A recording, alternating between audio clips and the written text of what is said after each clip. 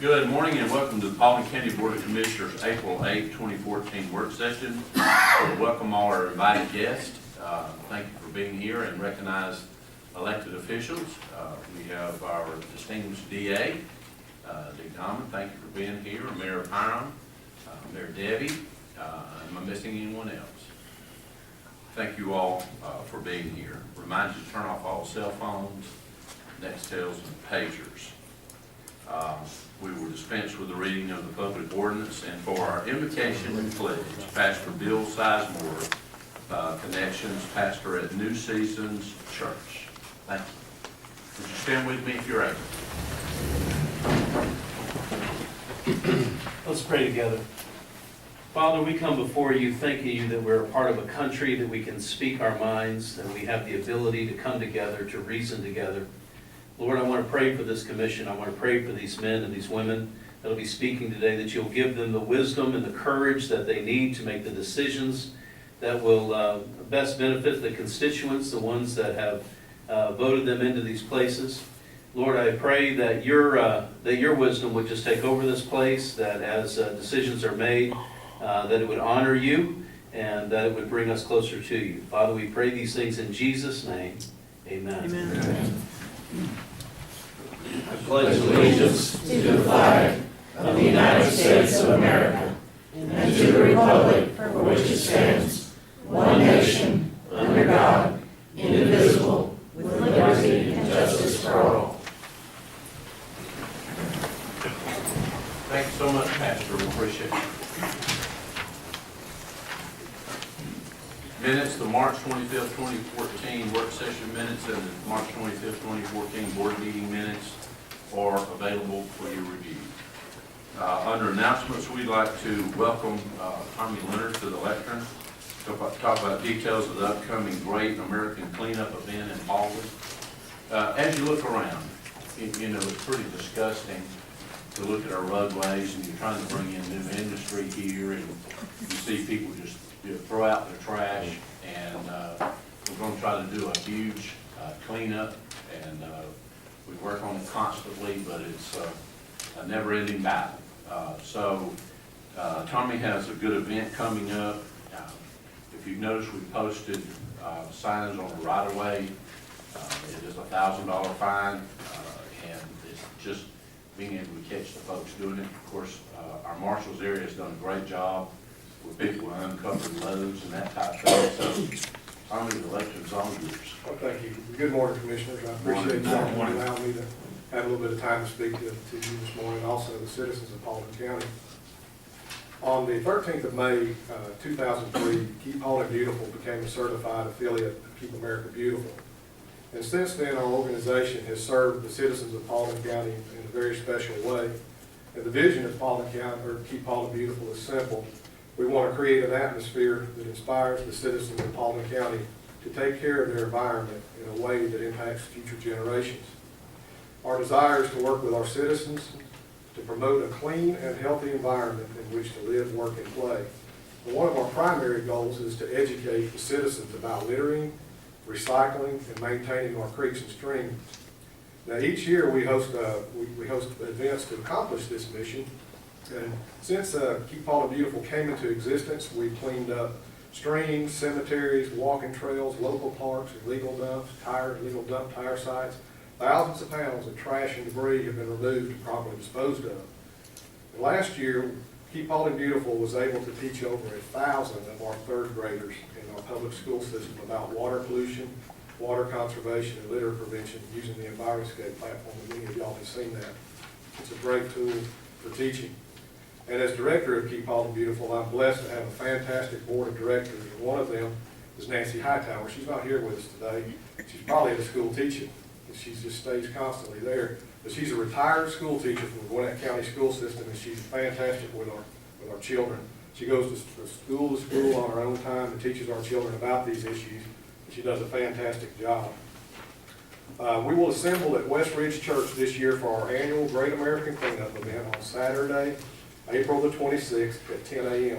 We normally kick off from Mount Tabor Park, but Touchy Truck is on that day too, so we relocated to West Ridge.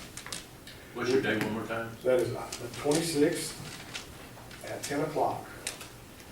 We would like to field as many teams as possible, using volunteers to pick up litter along our roadways. And you know, you can hardly drive down any of our county roads that aren't littered, and it's really a bad problem. And it's not just Paulding County. I've talked to other affiliates in Bartow County, Cobb, and other of our neighbors. They're having the same problem that we're having. We had some bad weather with one of them, and a lot of trash was not able to be picked up. But it's not just our county. That's the county I'm concerned about, because I'm a citizen here and I love this place. But this is if you're a church, an individual, organization, or group would like to help us achieve the goal, we'd be glad to work with you. We've already received several calls from citizens wishing to help us on that day. And one thing I'd like to do, I'd like to thank the Marshals Bureau for what they're doing to help us on the litter issue. It's a state law, and I'll get y'all some of these brochures too. It's a state law that if you are transporting any item in the back of the truck, you must have the load properly secured and covered by netting or the preferred manner, that's using a tarp. I've seen more tarp loads entering the transfer station, or as many people still call it the dump, in the last month than I've ever seen in the 10 years that I've been working out there since they've been out there enforcing this. The marshals will write you tickets if you're not in compliance with the law. They're making a difference, and I'm really grateful to them. Also, our inmate detail work labor force, Sergeant Keith Thomas is in charge of it. They have cleaned up a lot of roads in the last 2 weeks. They're really been helpful to us on that end of it. We're really excited about this on the 26th. We want people to see that we care about our county. When we want to show off Paulding County and show the spirit of cooperation that our citizens have. Because you know in our county, anytime somebody's in need, this county steps up to the plate. It's a wonderful county to live in. And I just want to get everybody out that we can get out there on that day. It'll be a fun day. I also left each one of you commissioners a flyer about the cleanup, and I'll put some on the back table as well. But we're looking for a good turnout and a good way for our community to come together and address this issue. Could you email me? Yes, sir. Some of these flyers, and then you said 10 o'clock, but Yes, the flyer sir. says 9 o'clock. I'm sorry. Which one? It is 9 o'clock. I stand corrected. I apologize for that. We made some changes when we changed the location, but it is indeed 9 o'clock. And this is for individuals, anybody that wants to come. Yes, sir. We're And they hoping. can pick their area. Yes, like indeed. a roadway of their own. Right, they can pick their own area, or we can assign them, and if they're individuals, we can put them in with another group, whatever it takes. And it'll be an exciting day, and I hope to get up a lot. We'll also weigh this amount of debris and litter. We'll weigh it, and I'll give y'all a report on what we're going to accomplish on that day as well. Youth groups, church groups. Yes, sir. Baseball teams, softball teams, scouts. Anybody that's willing and able. You do have to sign a waiver, release of liability. We do this every year, but we've been blessed. Nobody's received as much of a scratch on any of our events, so we're looking forward to it. Colleen and I talked the other day, and I think, I truly feel that if we do what's right for our community and keep our community a place for good quality of life and take care of the litter on the roads and different things, that you'll have people want to move here. And when you have people want to move here, you'll have businesses that want to come here because of the people. That's just what it is. People first, and then businesses. We can do all we want to do and try to do all we can do to create jobs, and that's just not what it is. It's about small business. It's about taking care of our community and keeping the quality of life for our citizens. And when you do that, then people will come and business will follow. And I think this is the number one issue we got right now out there is that litter on the road. And working together, we can get it done. And it's always the 80-20 rule. So you got to get out there and take care of your stuff, plus about 10 other pieces of property if you can. If you'll do that, we can get it done. Also, we have an adopt a mile program too, that the county provides the bags vest, and you can adopt a section. If you're contacting That's a Jennifer- more ongoing thing. I mean, it takes more than once a year. Yes. I mean, which is great, but it's the community's responsibility to do. And we're thankful to DOT and Sign Shop for getting our signs up. Don't trash Paulding. You're gonna see some of our key Paulding beautiful logos on the kiosk here in the near future as well. excited about it. Yes, sir. If we have time, what's the effectiveness of cameras? You know, we put them on our buses. Is that a efficient means for detection to catch people? It's a wonderful, the flash cams are absolutely wonderful. There's a pretty good cost with them, but I would like, there's several intersections in small roads that are, you can pick up on one day and go back the next, and they're littered again, and they're shortcut throughs. And I would love to find some way of monitoring those. And many of our other neighboring counties have what's called an environmental court too, where people are caught littering or at legal dump sites or not taking care of their property the way they're supposed to.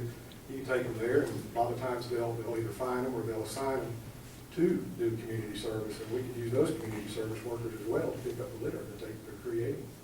And a lot of times they'll put them in a vest. One of our neighboring counties has done this. They put it on a vest and they said, "I'm a litter bug."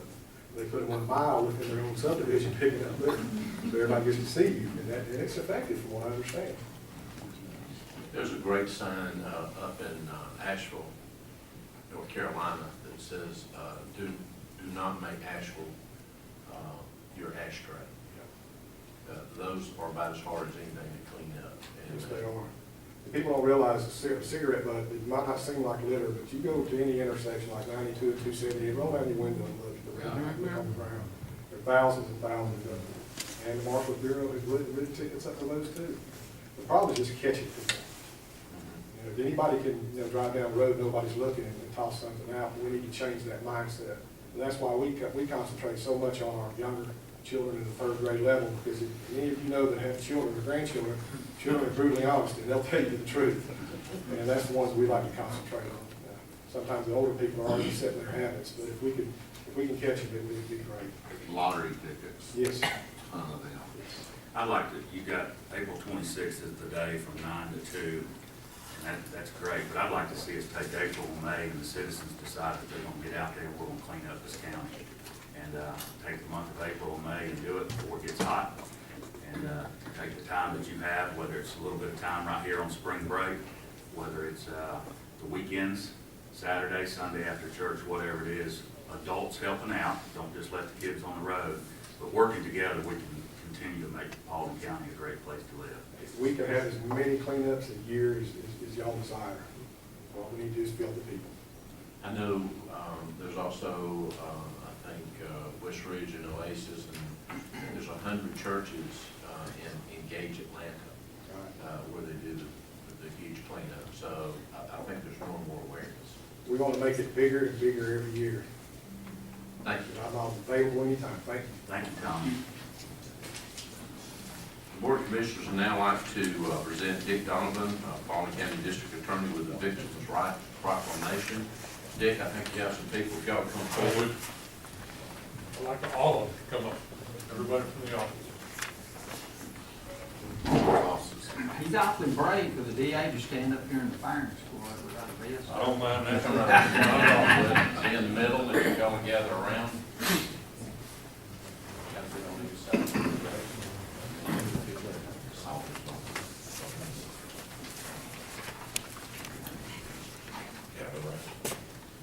National Crime Victims' Right Week, April 6th through 12th, 2014. Whereas the Americans are victims of more than 22 million crimes each year.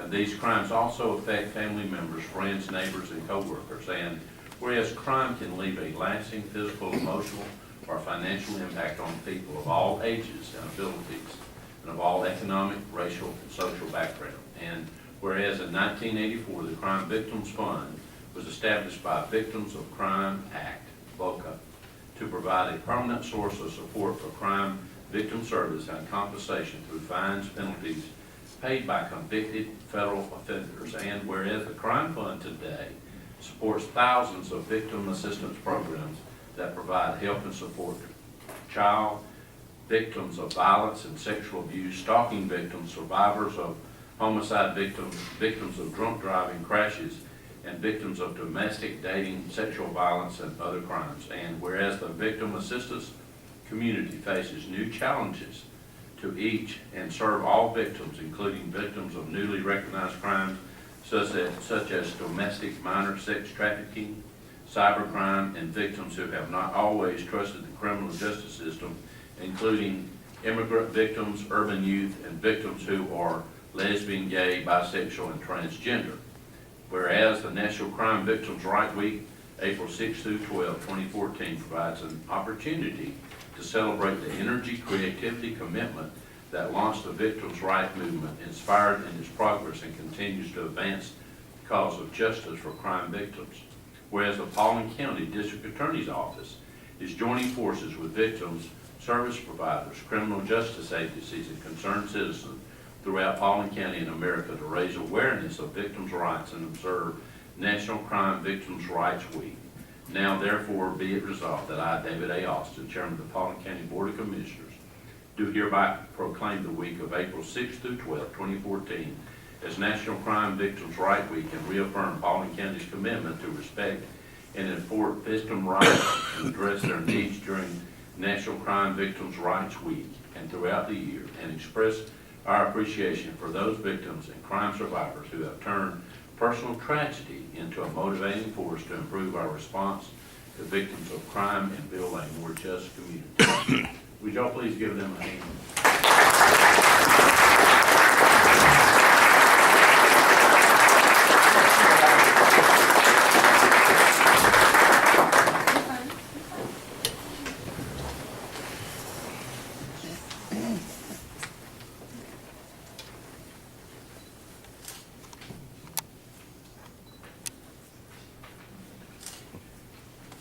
Dick, you are never lost for words, so you mind saying? Actually, Mr. Chairman, today I'm going to hand off. As you know, thanks to the Violence Against Women's Act, the VAWA grant from the Criminal Justice Coordinating Council and matching funds from this Board of Commissioners, we now have a domestic violence and sexual assault unit in the District Attorney's Office. You will recall that they started out with more than 316 cases, and just 2 weeks ago now they have a murder case with which to deal that comes under that aegis. And because of that, I have asked Assistant District Attorney Emily Parson, who is our Domestic Violence and Sexual Assault Unit prosecutor, to please make these remarks and introduce all of the people who stood up there with me a few minutes ago. Thank you, Commissioner. Thank you. Thank you very much and good morning. Morning. This year we are celebrating the past 30 years of restoring the balance of justice through the passing of the Victim of Crime Act Assistance Program. We look back at the past 30 years with pride of the achievements that have made for crime victims and the challenges that we will face in the field of aiding victims through the criminal justice system in the next 30 years. We've come a long way here in Paulding County, and I'm excited to be a part of this domestic violence and sexual assault unit. District Attorney Dick Donovan and the members of the Victim Advocate Team were instrumental in playing a huge part in applying for the federally funded VAWA grant in order for us to have this specific unit. They would please stand again. We have Ms. Peggy Remy, Ms. Rebecca Meinholz, Ms. Lexi Markova, and Ms. Jamie White. And Ms. Jeanette Cox, sorry, she's back there. They are part of the Victim Witness Advocate Team, and they have done a great job.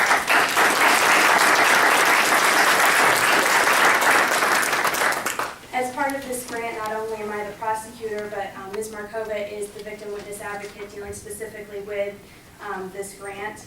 And since the inception of this division just a few months ago, we've added an investigator to this division as well as an administrative assistant. Between us four individuals, we have reviewed over the 300 cases that were already in our office, as well as all of the warrants that have been coming in since January. Because of this grant, we're able to give the attention, care, and concern that these women deserve as a victim here of crime in Paulding County. As many of you are aware, domestic violence is not a crime that typically happens in a woman in her lifetime just once. And in many unfortunate circumstances, as we saw just a few weeks ago, it is the reason for a woman's death. This new division takes pride in being able to give services to the women and their families in order to move past their victimization. It is our goal and our hope to be able to reach every person who's a victim of a violent crime here in Paulding County. We accept the challenges that face us here in Paulding, and with a determination and excitement for the work that we'll be able to complete. And this unit reminds me, as I was preparing this yesterday, of a speech by Benjamin Franklin, or a quote that says, Justice will not be armed or served until those who are unaffected are as outraged as those who are. We never wish a crime upon anyone here, but for those who do fall victim for a crime, it is up to us, every single person in this room, to ensure that they're given the services, the benefits, and the help that is needed. It is my hope that one day we will not be celebrating Crime Victim Rights Week, but we will be celebrating Survivors Week, because we're able to help those who have been victimized to become survivors and to aid these strong and brave women to move forward in their lives. We look forward to observing the 2014 National Crime Victims Week, and we look forward to working with each and every one of you today in serving our crime victims, their families, and this community. Thank you.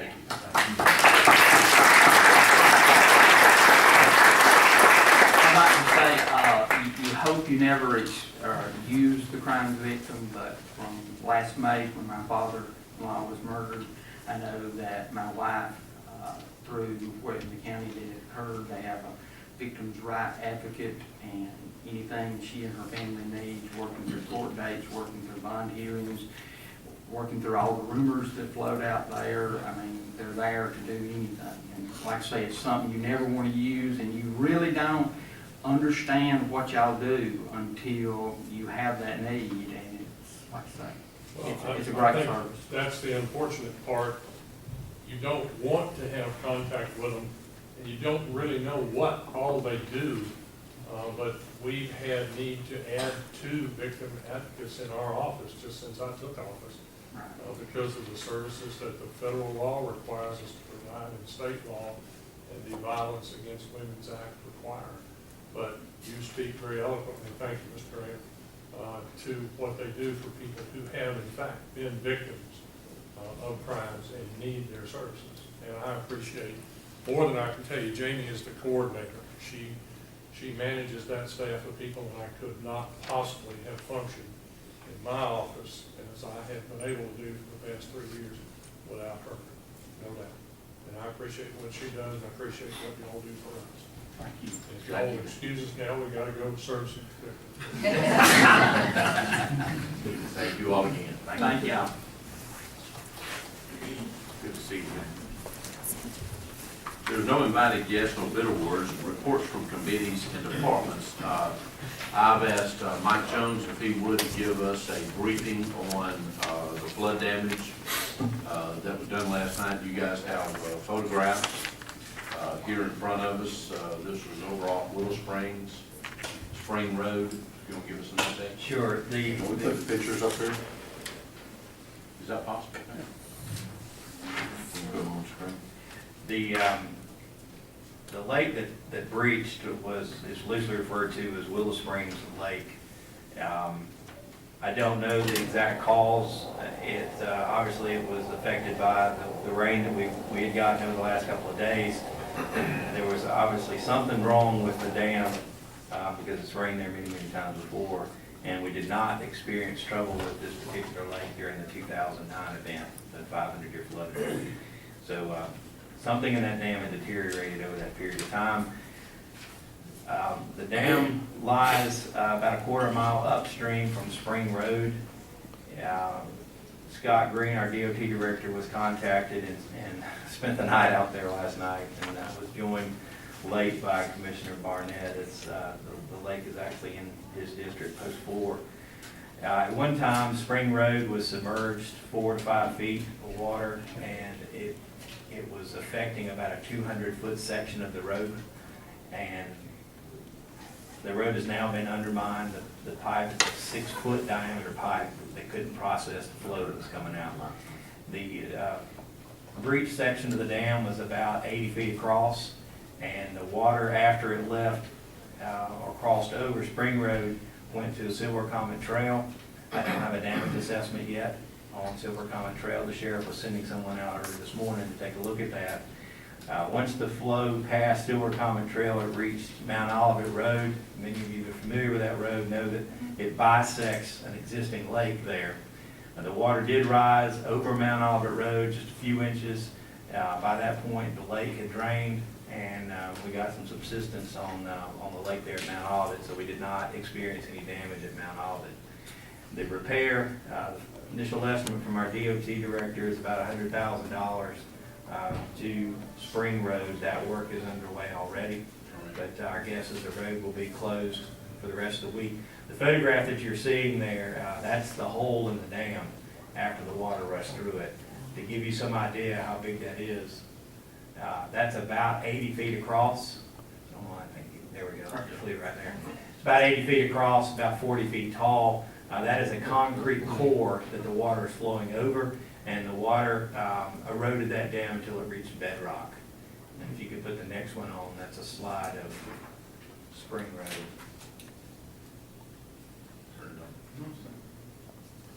There we go. That's a 6-foot diameter pipe. Now that's the downstream side of Spring Road. That pipe couldn't carry the flow. It flooded Spring Road, went over it, undermined the road about 5 or 6 feet underneath the asphalt. That whole section has been compromised and I have to be ripped out and replaced. We're going to go back with concrete pipe and concrete head walls. Again, that work's underway. I want to publicly thank the work that DOT Director Scott Green and his staff did last night. I was on the phone with the sheriff last night, commissioners last night, to make sure this was safe. We had to keep moving the problem down the creek. We started with barricading Spring Road, then we had to move down to Mount Oliver Road, and it was a very good effort by all. There were no injuries. There was some minor property damage to some citizens.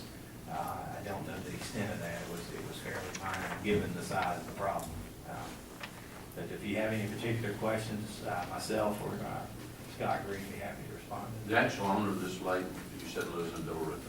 I believe so. That's the sheriff tracked her down last night. That she lives out towards. I don't know if she lives in the city limits of Villa Rica, but she lives towards Villa Rica. Any questions, Mike? Just pretty amazing, this surge last night when it got to Mount Oliver, how quick the water runs there. When Scott was dealing with it. I'll also note that today is Mike Jones' birthday. So happy birthday to you. 39. Want us to sing to you, Mike? You want a little Would you song? like us to sing? We don't You mind. gotta sing the little dance. Want us to do that too? I'll sing, David, you dance. Okay, consent agenda, Paulding County Board of Commissioners, April 8th, consent agenda. Number 1, adopt new job classification, control room operator security specialist for the Paulding County Sheriff's Office. Brian Acker, I think you're in here, when it comes to elected, you might explain what that is. And number 2, adopt revised job classification, assistant director for the Paulding County Department of Transportation. Morning to you. Morning. Glad to address both of these fairly routine items. The first one, and I should say about both of them, they don't create new positions. These are just job classification items, not adding to head counts or anything like that. The one for the Sheriff's Department, this is a civilian position, not a mandated position, that he wants over in the courthouse to assist with the control room. Would also be available to assist with admin, receptionist type duties as well. But it is a non-mandated civilian position. Again, not a new position. It is a classification that's going to be used for a position that's already budgeted and funded. On Mr. Green's position, the DOT Assistant Director, as y'all are aware, we recently had our Assistant DOT Director left, and we also had a retirement, Richard Huff, so we've lost 2 key people out there. And looking at revising that job description, it's been about 6 years, I think we discussed, since we've done any updates and revisions. It's not, nothing material changing on it, gives him more discretion on how he wants to fill the job. But again, not a new position, just modifying it to meet our needs for now. One thing I noticed on the DOT, and I meant to ask you this morning, is there's a thing where they can serve as a division head. Was that in the past, or has that changed? Now, I should ask you when I spoke to you earlier about the funds, I'm sorry. That's a new request I had added. I'd like to have the flexibility possibly to foresee the situation where we have a existing director, or excuse me, division manager that could serve as an assistant without creating a new position and serve both roles for a period of time. it's just, again, like Brian said, gives us a little more flexibility in how we fill the job. Thank you. Would you like to move either one of these two items to the regular session? Are there pay grade adjustments here, Brian? The one for the sheriff's department is a new position altogether. The pay grade for it is, it's below what mandated officers are, including detention officers. The pay grade on the DOT position is the same pay grade as it was before, but depending on a list of criteria that are on that job description, if they have certain criteria, credentials, you can fill it at a slightly higher position. Again, a little more flexibility, key position, and certainly wants to be able to do that if he has that issue. But Nate, you said that the sheriff's is a new position, but actually he's funding it by trading within Correct. his office. So it's not new money, it's a new position, but it's, like I say, he's working within his number of people to fill the job. Yes, sir. It'd be a reallocation of an existing position, That's right. not increasing the headcounts. Yes, sir. Thank you. Thank you. With no old business, under new business, number one, discuss action to approve the renewal of the audit contract for 5 additional years with Mullen and Jenkins Incorporated. Good morning. Morning. I want to give you a little bit of history. As most of you know, in 2010, we completed a RFP, or request for proposal, for audit services. This was a 3-year agreement with 2 options to renew. Last year, we exercised the first option. Fiscal year 14 would exercise the second option. The proposal that they quoted was $63,000 for the financial audit and $5,000 for each single audit. And for those that don't know, a single audit are audits conducted on each specific grant that meets certain criteria. If it's of enough funding, then they have standards that they have to go through to make sure that we meet those. Like the grant for the flood relief, was that, and that was an individual, those funds were part of an individual audit, correct? Yes, sir. Okay. Those funds. And so today, I'm just going to talk about the financial audit because it makes things a little confusing if I include single audit. There are too many factors involved. A couple of weeks ago, they offered me a second option, and this would include additional services to the county, and they would provide us with an initial draft of our financial statements. As you know, each year, the final product of our audit, we get the financial statements, which is about 120 pages long. We work with auditors for about 3 or 4 weeks. They're in our offices, they're going through details to get the numbers together. Then I give them a trial balance, we make any adjusting entries that need to be made. They give me back a final trial balance. From there, I put those numbers into here. What they would like to do is to link those numbers within their system, and they would be able to produce this in a more efficient manner than I can do it.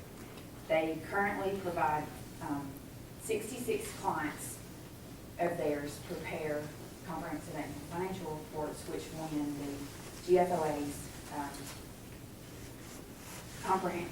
their award, GFOA Certificate of Achievement for Excellence in Financial Reporting each year. And we are one of those. So they're preparing 66 of them, I'm preparing 1. So if we can better automate that system, of course it would make us all more efficient. In return, they would like to do this, and they're going to reduce their cost in the first year, but they need to be certain that they're going to have the contract in future years. So they've asked for a 5-year contract, which is what I'm bringing to you today. That 5-year contract, the first year, they discounted it to a rate of $59,000 from the original $63,000. So we have a savings in the first year. Over the term of the 5-year, they'll increase, the cost will increase to $71,000.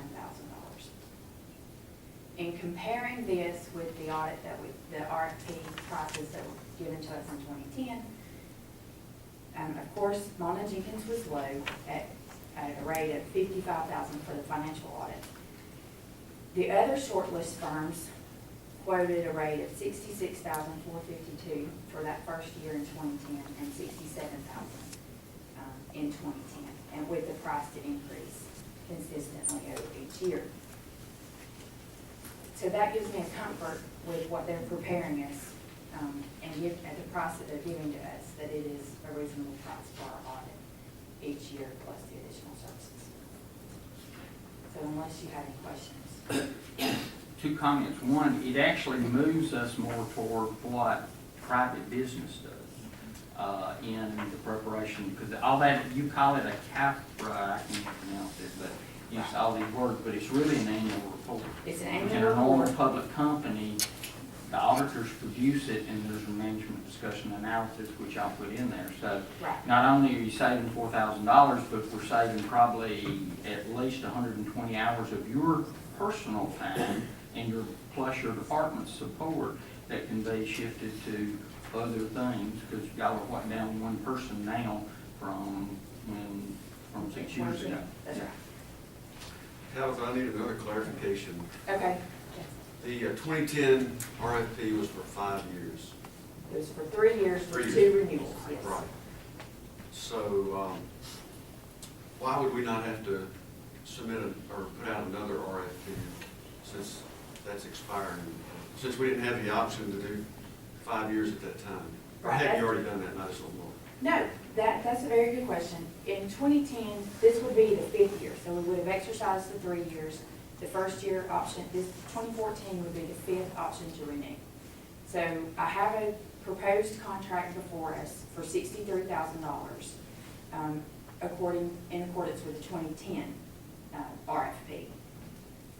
They came back a couple of weeks ago and said, you know, I would like to provide you with these additional services. But to do that, it's going to cost me many hours in the first year. I can't do it 1 year and then you go out for services again next year and me not know if I'm going to be doing the work or not. So they gave me a 5-year quote. Well, it's not actually time for me to do a 5 years, time next year, but we are going to receive a cost benefit in the current year, plus we're going to receive additional services. If I don't go with 5 year, things are going to stay as they are. We're going to go with a $63,000 financial audit, and we'll go out for an RFP next year. But I think also, we are not required to do an RFP for these services. No, we we're just not. do that. So we're not required by law to actually publish an RFP, but they came and made you an offer, and based on information from the last RFP that you had, it's well within line of what you got in that proposal. It's still actually less than the next lowest proposal that you got. So that's why we're moving forward with this contract, and that we weren't required to actually do another RFP. And I would also like to add that it's very important that the firm conducting our audit be very familiar with and educated in governmental finance. Governmental accounting is not the same as private accounting. It's like a lot of things government does, it's weird. We actually, in 2004, we've always done fund accounting, and it's what we're all used to. So in 2004, to get more towards a private statement and to make us comparable, they told us you need to offer, you need to continue your fund accounting, then you need to issue these statements in addition to that. So we do a conversion every year to get more towards the private accounting. Those standards change each and every year, and our single audit is very important to us. If the firms are not familiar and are not aware of what's required in an A133 audit, we would lose some of our funding. In the state of Georgia, we have 4 firms that are actively conducting governmental financial audits of our size. One of them is, I have a feeling they're probably going to let it go. They're not going to continue because it's not as, they're having to shift the focus to another area of accounting.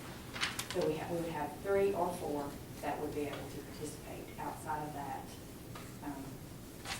there's not very many firms.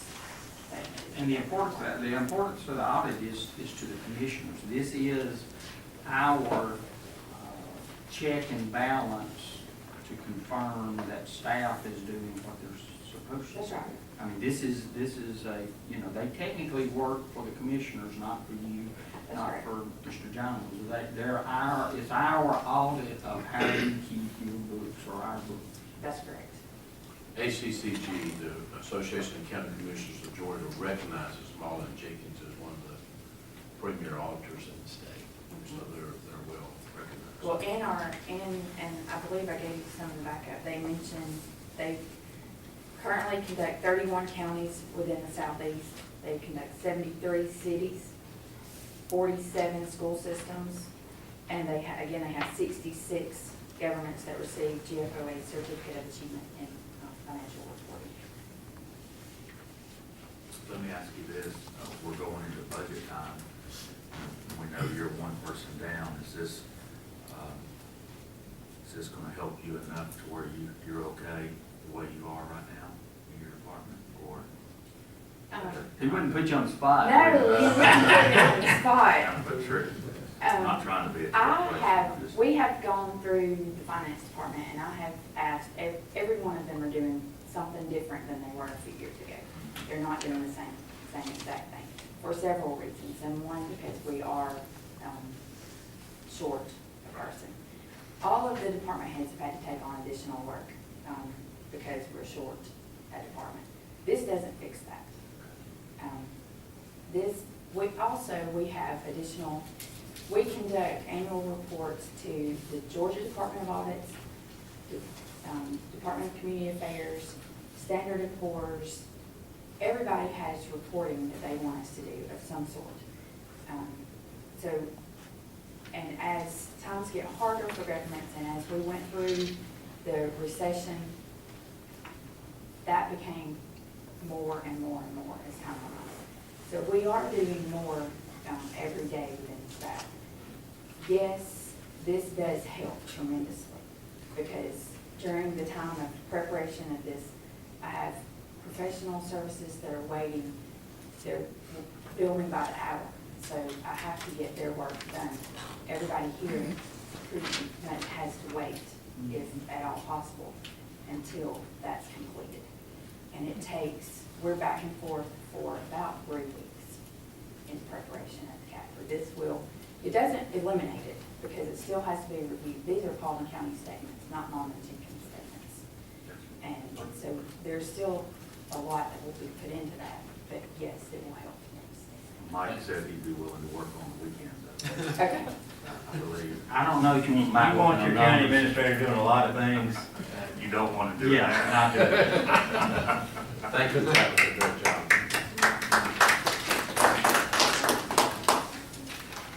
Before we go over regular session, I'd like to ask Michael Justice, surprise, if you come forth and talk about the May 10th opening of Veterans Park. Yes, sir. We wouldn't put you on the spot, would he? This is first you've heard of it. That's okay. I hope I'm ready for it. Should be anyway. Saturday, May 10th, 10 o'clock in the morning, here in the front of the building. That's right, isn't it? Back on the Yes. side? Yeah. Yes, we'll open up the new park.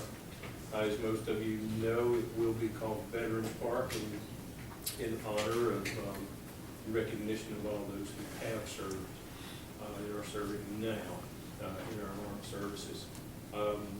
Big day planned, lots of different activities.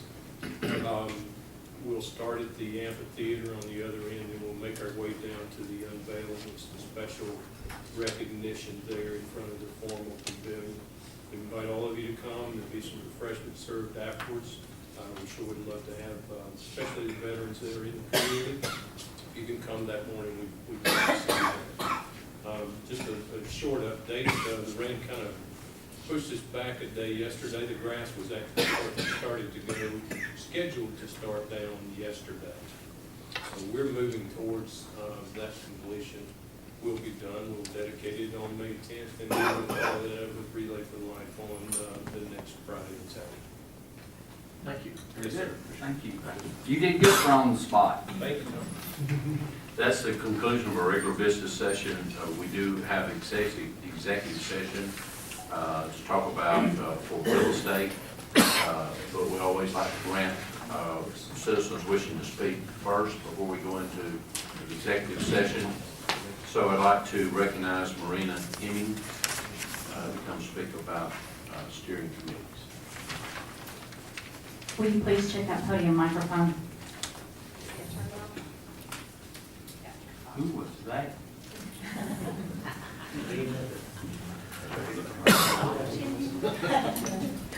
Good morning. Good morning.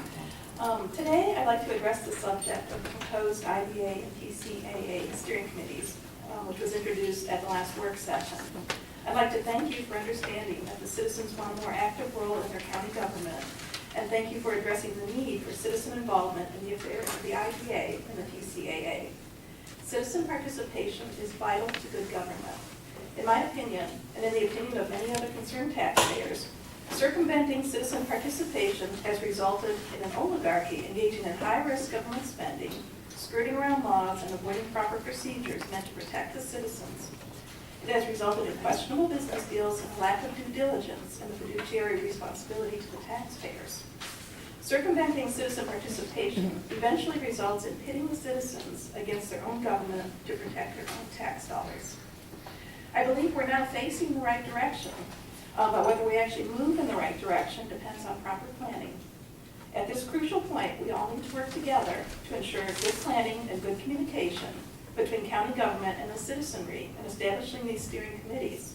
It's important to create fair, objective, and effective committees which adequately represent the citizens of Paulding County and address the needs of the taxpayers.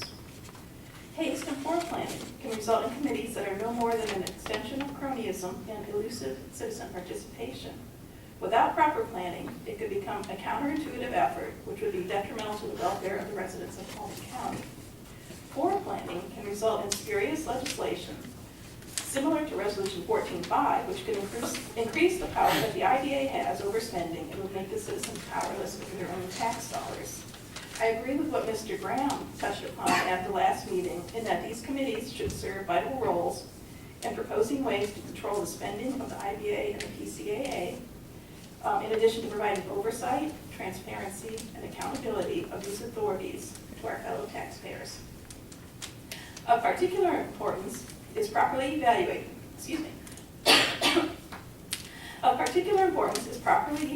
the efficacy of airport commercialization and the consequences of accepting state and federal grants. Accepting these grants for commercialization are, in effect, the same financial model of taking out a second mortgage on your home to buy lottery tickets. The odds are very much not in your favor. You go deeper into debt, you risk losing everything, yet still you have to repay your financial obligations. These grants come from our tax dollars. They're not a present to us, as I have heard them referred to in a private company's presentation. These federal presents come with taxpayer obligations. These presents cease to be grants and often become heavy taxpayer debts, which we have to repay to the federal government when a municipality needs to rein in their losses or needs to regain control of the property on which the airport is situated. Therefore, I hope you agree that the citizens can provide valuable insight and should be an integral part in planning these committees. I volunteer to help Mr. Jones and the Board of Commissioners work on organizing the bylaws, mission, composition, and requirements for the proposed committees. I have experience serving on county boards. I'm knowledgeable of the issues at hand. I'm dedicated to restoring democracy in Paulding County, and best of all, I work for free in the interest of my fellow taxpayers. So together, let's draft, encourage public input, establish procedure, and then appoint, and then get to work. Citizen participation is crucial in organizing these committees because they are ultimately for and of the citizens. So let's get it done together, and let's get it done well. Thank you. Thank you.